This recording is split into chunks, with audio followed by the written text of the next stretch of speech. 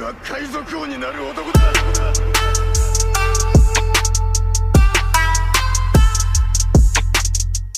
Esse vídeo não vai ser bem uma review de capítulo, visto que o capítulo já saiu tem um bom tempo e eu não acho que vale a pena ficar comentando detalhe por detalhe do capítulo que vocês já cansaram de ler. O que eu vou fazer aqui nesse vídeo é comentar das principais teorias que eu tenho a respeito dele, fazer um apanhado de alguns acontecimentos e aí comentar de coisas que vão vir no futuro do mangá, na nossa opinião e nas nossas teorias. E também eu tenho uma coisa bem interessante para falar aqui sobre o que acontece nesse capítulo que talvez você não tenha percebido. Então seja muito bem-vindo ao canal Supernovas, o canal favorito do Eiichiro Oda. Eu sou o Léo e vamos direto para esse vídeo. Bom, o Oda fecha um ciclo bem interessante sobre o Franky e aquela coisa da árvore de Adão e como ele tinha acesso a esse tipo de árvore, que foi acontecer lá em Water 7 quando a gente muda do Merry pro Sunny. A gente viu ao longo desse capítulo que os marinheiros gigantes tinham certa boa relação com as ilhas por onde passavam ao redor da Grand Line e a gente já consegue fazer esse fechamento de ciclo aí de como o Franky tinha acesso a isso. Tudo bem que o Franky menciona a questão do mercado negro, mas de qualquer forma é mais fácil imaginar, visto essa conexão que o Oda fez de agora com o passado. Isso também me lembra muito sobre a Galilá, mas eu vou comentar isso um pouco mais à frente. Uma coisa que me chamou muita atenção nesse capítulo é a relação com o Sol. É visto que o Sol, ele já sabia sobre o que acontece no mundo de One Piece em relação ao governo mundial, porque ele estava em Ohara, e depois ele vê o Harold. E por que em nenhum momento o Sol falou sobre o governo mundial pro Harold? Não é meio estranho que isso tenha acontecido, visto que ele viu o que aconteceu com a própria vida, ele ia ser assassinado e acabou escapando da morte e viu o que eles fizeram com Ohara. Então foi uma coisa que me intrigou um pouco. E logo depois, se a gente até parar para pensar na ordem dos acontecimentos,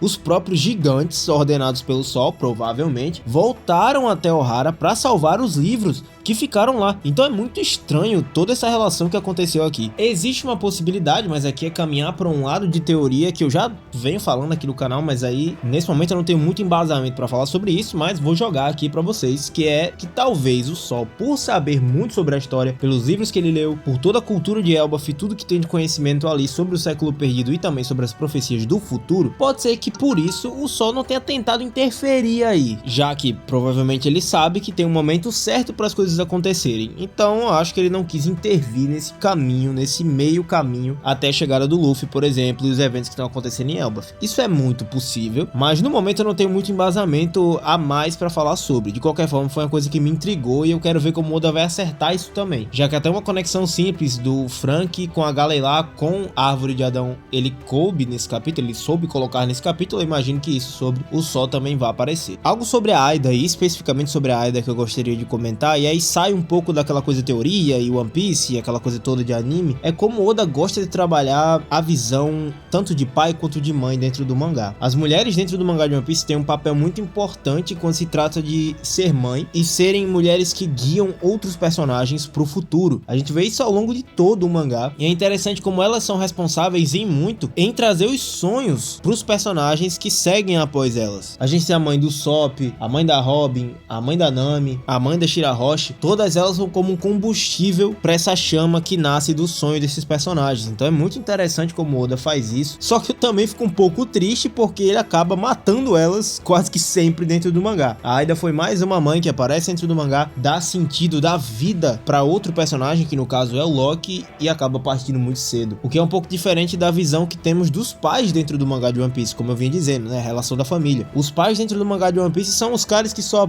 têm os filhos ali e somem no meio do mundo seguindo os próprios caminhos. E muito do que vemos ao longo do mangá são filhos negando essa figura paterna. Você vê, por exemplo, a Yamato, que é o exemplo mais recente que a gente tem dentro do mangá, que odiava o próprio pai e foi aprendiz do maior rival que ele teve em vida, que foi o Oden. Ao mesmo tempo que a gente também tem o Ace, que foi filho do Roger, odiou o pai a vida inteira e foi filho praticamente nascido e criado do Barba Branca, que era o maior rival pirata do Roger. Inclusive, a sorte do Barba Branca foi que o Zebek morreu cedo, porque era capaz do Ace acabar sendo filho do Zebek de criação e não Barba Branca, né? Do jeito que segue a lógica do mangá, mas enfim. Eu acho muito interessante como Oda traz isso. Talvez seja uma coisa pessoal dele, ou pode ser algo muito mais profundo culturalmente no Japão, que sai um pouco do meu conhecimento. Eu não entendo tanto sobre essa relação de família que existe no Japão, mas de qualquer forma, é algo muito interessante aqui dentro do mangá. Agora, uma coisa que a Aida foi importante e talvez tenha sido mal interpretada pelo Harold, é que ela era uma gigante incrível, muito cuidadosa, muito respeitosa e foi uma grande grande personagem pra história, pro enredo ali de Elbaf naquele momento. E ela é a responsável por fazer com que Harold tenha mais essa coisa da relação boa com os humanos, de aprender a lidar com ideias e ideologias diferentes ao longo do mundo. O mundo de One Piece, vocês sabem que é quase como o nosso em relação à diversidade cultural, e enfim, não é à toa que o nome dela ainda vem de ideologia. Então é bem interessante, ela foi um personagem muito importante nisso, mas o Harold passa um pouco dos limites e acaba interpretando o que ela queria errado, porque apesar de aceitar as outras culturas ao longo do mundo de One Piece, ela queria que Harold mantivesse as suas origens como gigante, porque elas são importantes para a história do mundo. E o Harold meio que deixa isso um pouco de lado e leva ao pé da letra demais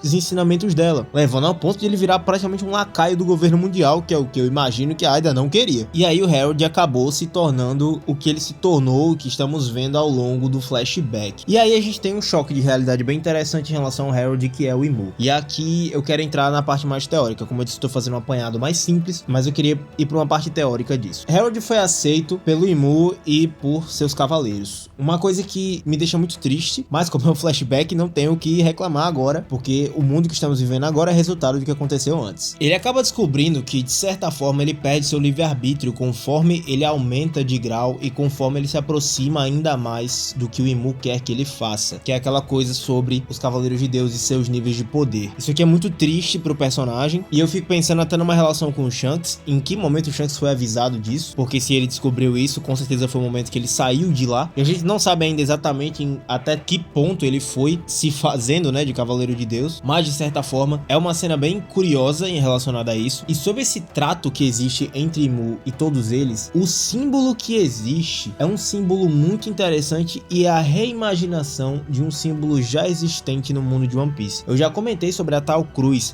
que aparece na roupa de Ors, lá em Thriller Bark, que é uma roupa muito mais antiga, é do século perdido ou muito próximo a isso, visto que o corpo do Ors foi mantido pelo Moria e estava lá em Thriller Bark. Então são roupas e são símbolos de outros tempos. Esse mesmo símbolo também aparece na Câmara do Chapéu de Palha Gigante, eu já comentei sobre isso também, e é um símbolo que está no brasão dos Kozuki. O brasão dos Kozuki tem a união entre essa cruz, que está um pouco invertida para dar aquela ideia de pirata, né, dos ossos cruzados, e o sol, que é a união do sol do século perdido. Se vocês param para notar, o símbolo do governo mundial também é uma reimaginação deste símbolo, afinal as pontas curvadas são removidas por círculos, formando um ponto no centro que não existia antes. Se a gente pega, por exemplo, o trono vazio e pega esse desenho que existe, onde você reclina suas costas, você vai perceber que praticamente é a Grand Line como um todo, os caminhos que existem na Grand Line, saindo da montanha reversa até lá. E onde seria então a montanha reversa? Justamente o símbolo do governo mundial, a união de 4 pontos com um centro que segue para Grand Line, até chegar a uma estrela só, que é a última ilha, que no caso seria o Lodestar, se a gente pensar no mapa como um todo. Eu acho isso importante porque o Castelo Pangeia é o centro do mundo de One Piece, e a gente já sabe que no mundo de One Piece o Castelo Pangeia e mais joias não foi construída pelo governo mundial, ela foi tomada pelo governo mundial depois da Guerra do Século Perdido, a última guerra que aconteceu há 900 anos atrás. Ao que tudo indica, houve uma união entre o mundo dos homens, possivelmente o reino que tinha essa tal cruz curvada, e o restante do mundo, depois sendo conhecidos os homens do mar como aqueles que carregavam o propósito do amanhecer, o propósito da lua, dos Day, por aí vai. Você sabe que se eu começar nesse assunto eu vou longe, mas enfim.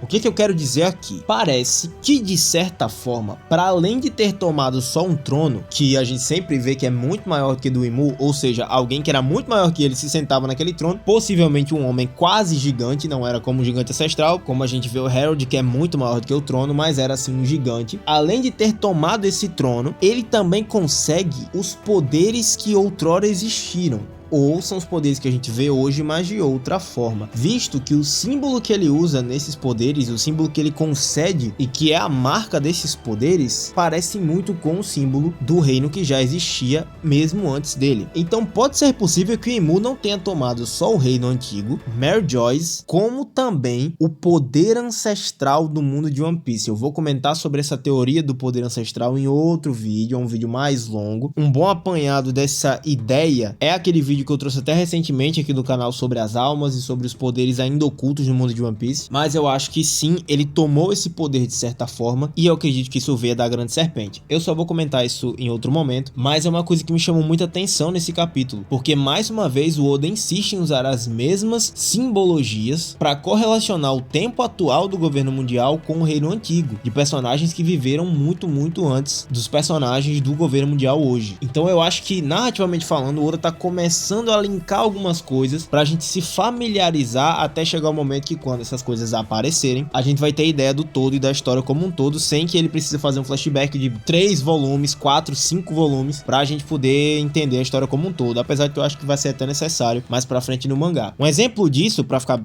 bem fácil de entender e fechar esse assunto, é, por exemplo, a marca que aparece no braço do Shanks no momento que ele tá com o Scopper Gaban, no mesmo arco aqui em Elbaf. A gente teorizou 1 bilhão de coisas sobre aquela marca, como aquilo parecia com os Cavaleiros de Deus e tarará, até que o Oda vem e explica isso de um jeito muito simples. E essa marca reaparecer, sem que o Oda precise ficar explicando detalhadamente o que era, foi fácil de entender para nós leitores, porque ela já tinha aparecido no braço do Shanks e ele já tinha deixado essa dúvida. Então é um jeito bem simples de trazer alguns mistérios à tona, e é o que o Oda mais gosta de fazer dentro do mangá, né? Outra coisa interessante que eu penso sobre isso, que o Oda talvez também esteja querendo já induzir aqui nesse capítulo, é que quando ele fala sobre o exército dos gigantes, o exército perfeito que ele tanto quer, ele fala com o Dave, como se estivesse conversando com o Dave. Isso remete diretamente ao Zebek, que também remete ao Dave original, já que no momento que o Imu chama o Zebek de Dave, ele tá tentando quase se referir ao espírito, entre aspas, que vive dentro de Zebek, que é a vontade do Dave. Isso é importante porque, se a gente parar pra pensar, só tem 2 nomes que o Imu cita dessa forma e que ele tem certo temor do seu retorno: Dave e Joy Boy. A gente já entendeu que são pessoas diferentes, e eu fico pensando se essa tal união que aconteceu no século perdido tá sendo representada aqui na figura de Harold. Calma, eu vou deixar isso fácil de entender. Sabe o arco de Skypiea? O arco de Skypiea, pra mim, ele tem uma relação muito interessante com a gente que lê, porque ele parece aquele tipo de gravura bem antiga que a gente encontra nas paredes e que os arqueólogos encontram ao longo do nosso país, por exemplo, pinturas rupestres e por aí vai. Aquilo ali não parece ter nenhum significado se você só olha pra um desenho na parede. Só que se você pensa o que aquilo estava simbolizando, a época, o período e tudo,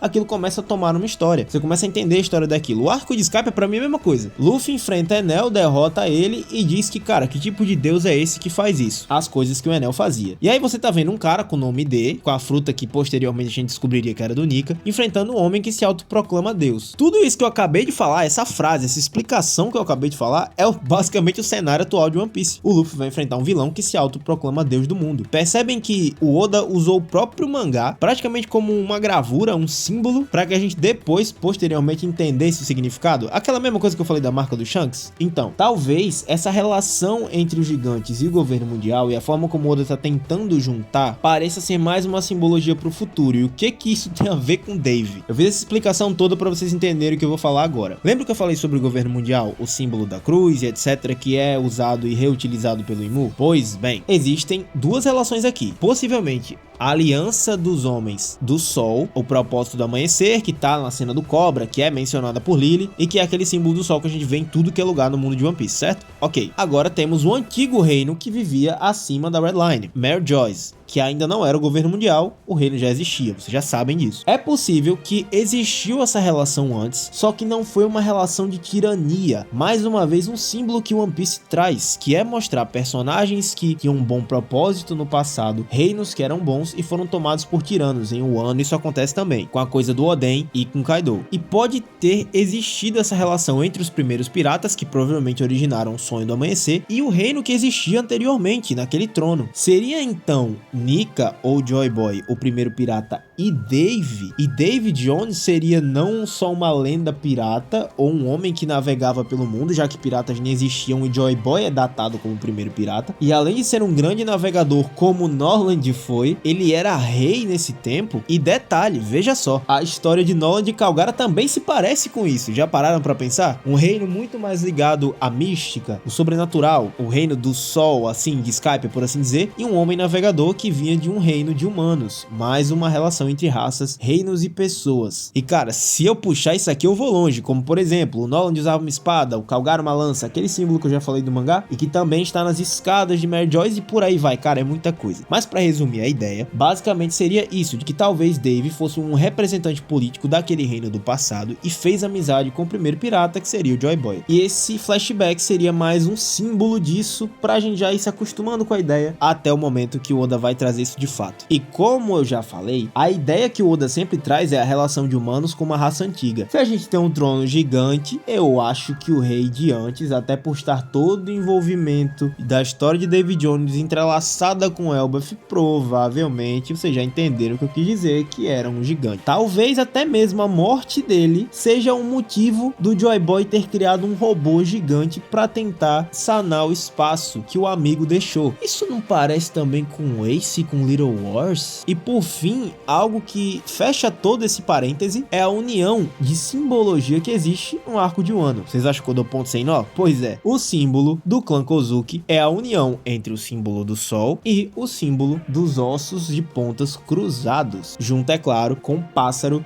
que é o maior símbolo de Wano. Que coisa, né? Pois é. E tudo isso dá pra extrair de 2 ou 3 páginas desse capítulo. É o que eu falo sobre esse mangá. A maestria como Oda consegue conectar todo mundo, todas as culturas, todas as simbologias que ele coloca, com até uma história simples que tem acontecido agora, como a do Harold. É uma construção de mundo sem igual. Eu já li muita coisa, muito mangá, muito livro, e eu espero que, caso o final de One Piece seja muito bom como a gente espera que seja, esse mangá seja reconhecido como uma das maiores obras de literatura que a gente já teve em boas décadas aí. Bom, e o que eu falei sobre final triste? A gente sabe, nesse ponto da história, e eu vou me aprofundar sobre isso posteriormente, que Harold era o homem que tinha o poder de trazer a Galilá de volta, congelar aqueles gigantes e ser o homem responsável por talvez mudar o mundo por completo. Só que mais uma vez é mais um homem que nasceu na época errada, como Roger, como Zebek e por aí vai. Em uma das cenas mais grotescas, e eu falo grotescas não de gore nem nada do gênero, mas de poder, sei lá, é bizarro. É como você vê um ditador agindo numa nação que foi controlada por ele. É a cena em que o Imu toma por completo o Harold, ou pelo menos tenta fazer isso. Ele fala sobre mobilizar o país inteiro, virar um exército, e que isso aspiaria os pecados de Elbaf, e que ele tinha que fazer isso, nem que pra isso tornasse todos como escravos. E aí o Imu começa a fazer a cabeça do Harold, mais uma vez. Ele percebe que tá perdendo o controle, e ele até proclama que ele queria carregar esse fardo sozinho, mas pois é, não vai rolar. E aí a gente se lembra de que o Zebek tentou alertar ele 1 bilhão de vezes, que é que se ele se aceitasse dessa forma, se ele aceitasse servir o governo mundial desse jeito, os gigantes iam virar nada mais que lacaios do governo mundial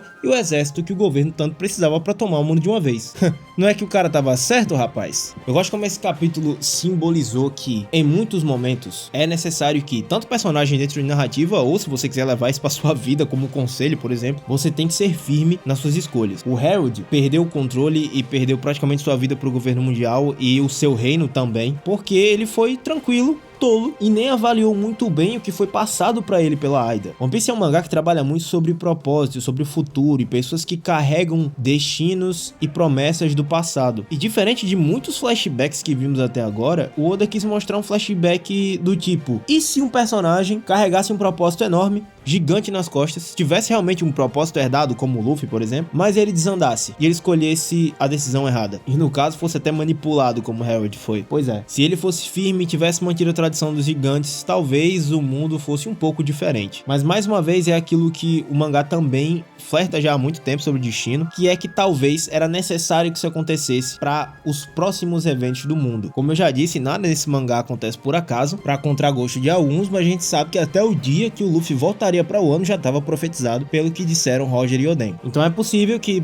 mais uma vez, Harold tenha sido mais uma vítima do destino que tem assolado esse mangá há muito tempo, desde a queda do século perdido. Eu não vou me aprofundar mais aos acontecimentos do mangá, eu vou parar por aqui, mas uma última coisa que eu queria deixar explícito o que esse mangá trouxe, esse capítulo trouxe, e o que tem acontecido recentemente no mangá, é mais uma vez a urgência que estamos convivendo para o fim da história. Se vocês pararem para pensar por um segundo, vão notar que o mangá caminhou para os finalmente. O Luffy vai ver o Imu pela primeira vez, tá todo mundo subindo pra porrada, o Loki já tá carregando nas costas o destino do pai, que provavelmente é herdar o poder da Galilá e lutar contra o grande demônio, né, o Imu, no final do que vai ser esse mangá. E o Shanks tá aparecendo com muito mais frequência, como o Oda falou, que ele iria aparecer no final da história. Me preocupa um pouco, porque ainda tem muita coisa, se você parar pra pensar, dentro do mangá pra acontecer, mas as coisas estão começando a se afunilar para os finalmente. Principalmente se o Luffy vence essa luta e o Imu volta derrotado pra Mary Joyce, os gigantes do lado do Luffy, que já é o Joy Boy, e agora com o possível retorno dos poderes dos gigantes históricos que vão estar do lado do Chapéu de Palha nessa batalha, é praticamente como eu tá vendo o Luffy queimando a bandeira do governo mundial de Water 7, só que em uma escala muito maior, que envolve dessa vez o mundo inteiro. Então se serve como conselho de fã pra fã, ignorando o fato de que você tá vendo um vídeo no YouTube de um canal sobre One Piece. Eu acho bom a gente aproveitar esses momentos finais de Elbaf, que a gente nem sabe se são os finais mesmo ainda, e se porventura tiver uma próxima alien que a gente aprenda sobre cultura, sobre a história do lugar, e tenha mais aventuras como foi no passado, porque cara, esse sentimento aí e toda essa experiência tá acabando já, viu? Agora é hora de só ver a festa acabar, ou começar. É com isso que eu encerro esse vídeo, espero que vocês tenham gostado. Se vocês curtiram, deixa seu like, não esquece de se inscrever aqui no canal para aumentar nossa recompensa no YouTube. A gente precisa muito do apoio de vocês, o canal tá passando por umas reformulações e a gente não sabe muito bem sobre o futuro, então o apoio de vocês seria essencial nesse momento. Também deixa seu comentário, que é muito importante, e eu quero saber suas teorias a respeito do que eu teorizei aqui no vídeo. Eu vou tentar responder tudo que eu puder de comentários desse vídeo aqui. E é isso, galera, até o próximo vídeo e valeu!